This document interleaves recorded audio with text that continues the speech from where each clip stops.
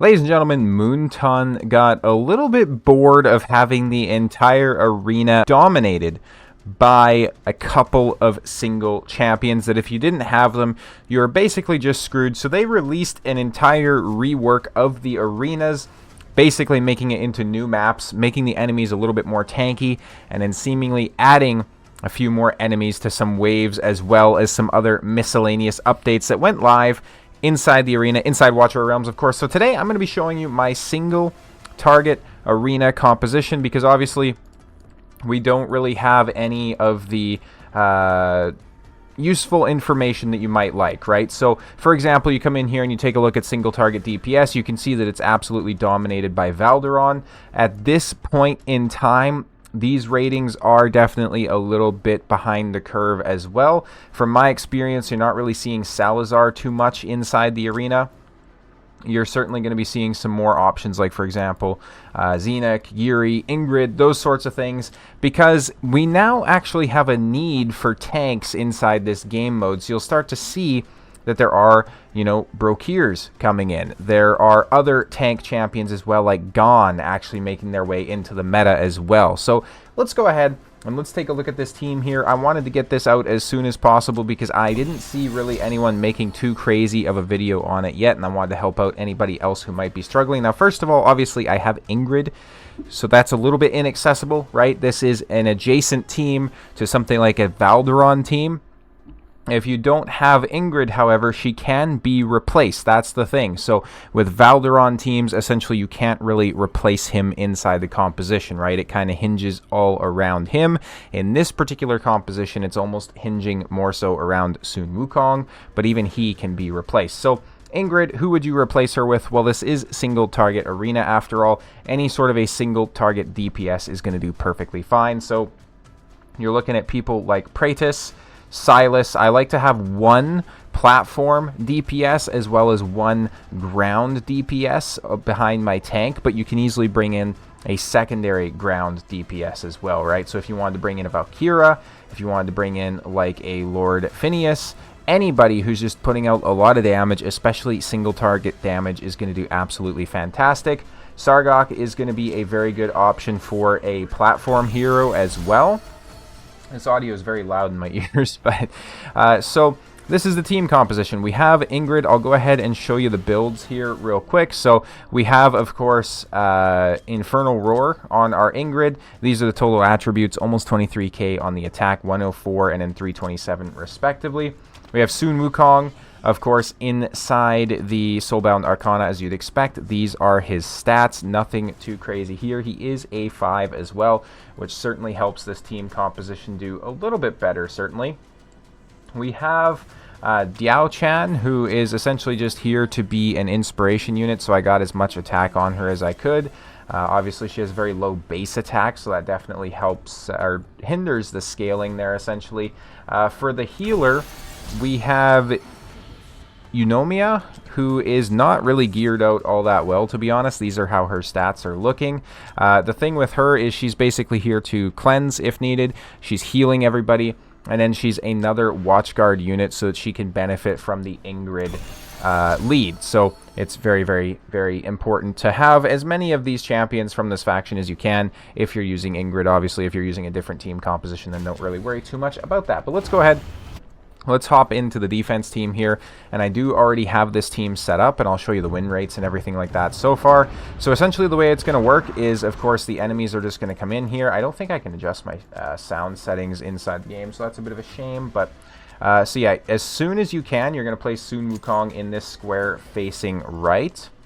Now, as soon as he can, he's also going to go ahead and trigger his ultimate, and what I've noticed with the stats that I have on him is he's generally fast enough to win the first round in like 9 out of 10 of these fights, which is pretty nice, even against VALDERON teams, because it seems like VALDERON teams are kind of just, you know, a little bit slower off the start and they're trying to build up to it. Diao Chan, as soon as you can, gets placed down here.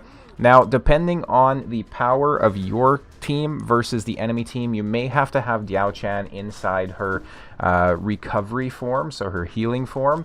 If you think Sun Wukong has enough survivability, you can also go ahead and just switch her over to her inspiration mode, though, as well. so that he gets a little bit of an extra damage boost there, which would be pretty sweet. Of course, the penetration, everything there as well, too. With the second wave, unless you have a very fast Sun Wukong, essentially you're not going to be able to cycle too incredibly quick. The second wave, we're essentially just saying, hey, we're going to get through this, you know, reasonably quick, but we're not really set on winning this second wave.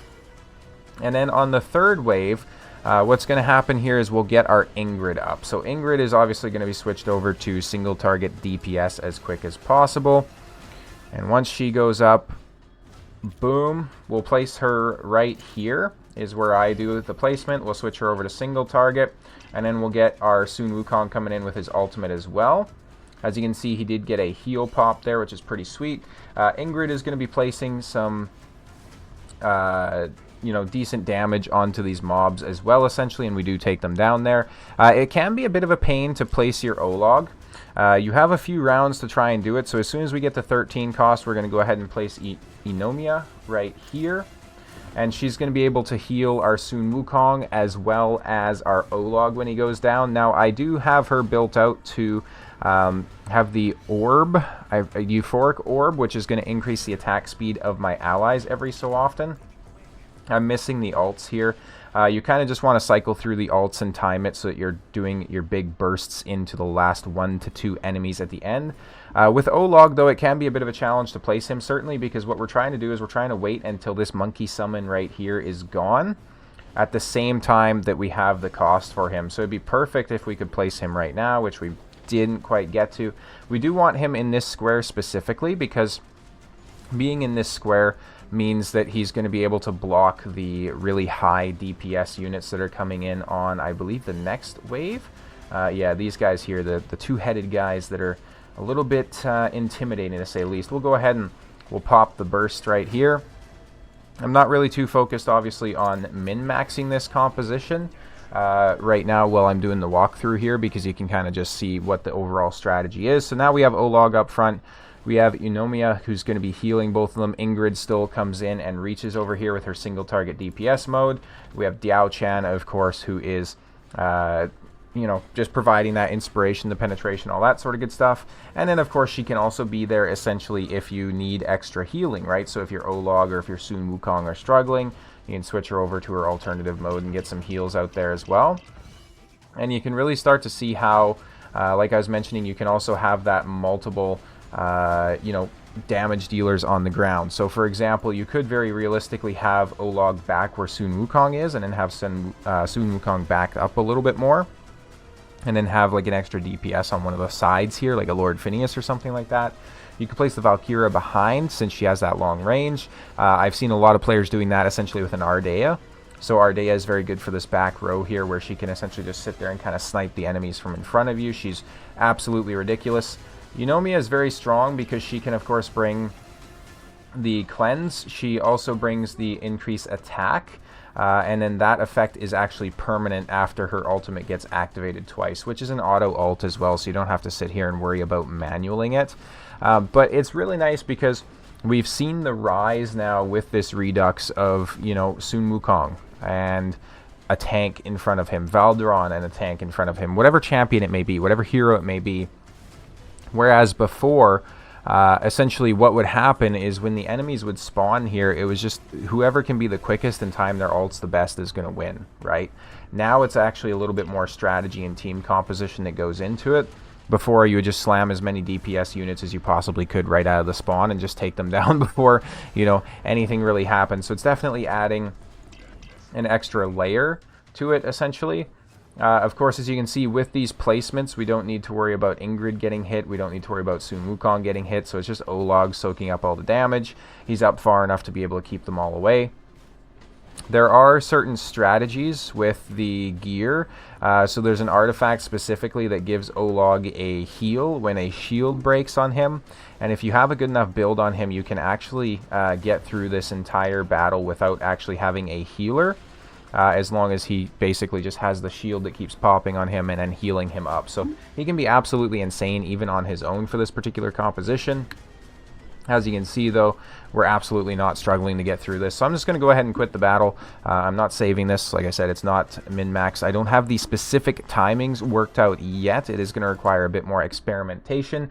And I just want to be clear as well that I am a Platinum 3/low, very, very low, essentially, Overlord player. So I'm not necessarily, you know, a super endgame Apex Overlord placement every single reset kind of player, right? So just something to keep in mind with these team compositions and whatnot.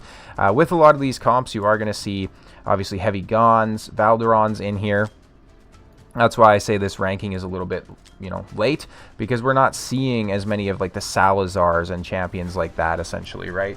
The other thing to talk about as well that you can do, that I've seen some people do, and I'll go back into the kind of defense mode here to show you this, but it's actually very important, because if you'll notice, as soon as I can place down a hero here, I'll show you, specifically a ground unit. So we're looking at Sun Wukong here. You'll notice with the placements, right? So you have this square down here, and then you actually have this square here, and they're kind of offset. So what a lot of people are doing is they are placing, for example, an Olog somewhere like this, or, you know, just some sort of a tank. And then what you would do is you would actually place a, you know, your Sun Wukong or some other sort of a DPS down here in this side, because then with your Diao Chan, she can really start to inspire even more units, essentially. Because if you don't have her awakened, it's going to be very hard to find a placement where she's going to be hitting a lot of units with her inspiration and her heals, right? So if you place her here, she's going to hit Olog and then like one other fighter, whereas if you have a unit down here on the bottom side, she's also going to be able to hit them, right? Same thing with this placement. If you have a platform unit you're putting here, because obviously Olog doesn't really need the inspiration, but if you have her awakened, you can kind of safely disregard that as well. But it's a super kind of cool placement. If you have your tank up there at the front who's just soaking up damage, and then you're able to place another DPS targeting those, Valkyra, Ardea, all those sorts of champions would be absolutely fantastic for it, of course. We're going to go ahead and we're going to go into some of these fights here. Obviously don't know specifically how it's going to perform, but we will have to wait and see, I guess. The one thing with this as well is I've tried using some other champions that you'd normally use for DPS. So for example, I have forgotten her name apparently, but Valeria. I've tried using Valeria, and my Valeria, at least, she doesn't do a whole lot of damage. So I think I may have to build her out with like more attack and whatnot if I'm trying to build her for this particular content. Because, and theirs is obviously very, very well built. So we'll see how this goes. But my Valeria, I essentially had her built out for the old single target arena where the stats requirements seem to be a lot lower. So because of that, she was essentially able to pretty much solo the first wave. I'd place down like Cyrene and then get her out as quick as I could. And then obviously she would just like instantly tap wave 2 when they came in as well with her powered up ability. So this is going to be a pretty close round here. We have a late activation on the Sun Wukong on the auto. So I didn't min-max it like I said. So we'd probably have a little bit of a better experience here if we went ahead and did this on manual. As soon as this monkey disappears, we're going to go ahead and put our Olog there. What is pretty nice too is even with an Olog there, we still get placements of monkeys that are still very important, right? So we have 2 DPS units here that can actually reach. We have the big guy coming in here. Boom. If you see that you're struggling on a particular wave or whatnot, feel free to throw it on manual as well. We're probably going to get some good damage in here on their shrine just while these guys are struggling to take out these last 2 big mobs. So as you can see, we're doing like 6 per tick there right now. And that's going to be it. It's all over. It started off a little rough, but you can see that this team just absolutely decimated them. And that is a VALDERON team, ladies and gentlemen. Obviously not one of the strongest VALDERON teams I've seen, but it is a VALDERON team nonetheless with well over 30,000 points more than me. So if I can beat teams like this, I'm sure you certainly can as well. If you work out a timing or something like that, certainly feel free to share it inside my Discord as well. I have a link in the description as always. Would love to see it.